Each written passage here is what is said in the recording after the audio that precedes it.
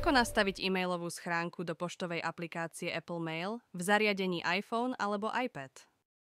Otvoríme aplikáciu nastavenia, následne nájdeme ikonku aplikácie Apple Mail a na ňu klikneme.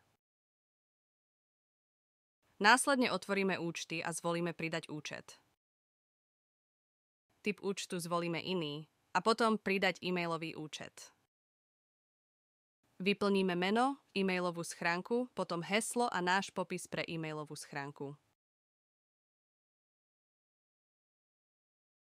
V ďalšom kroku zadáme hostiteľa pre prichádzajúcu poštu.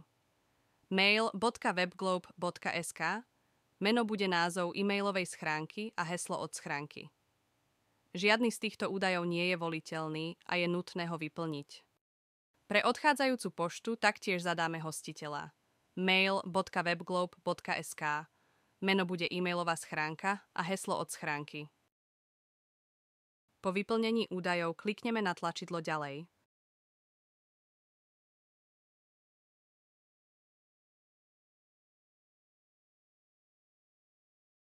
E-mailová schránka bola úspešne nastavená.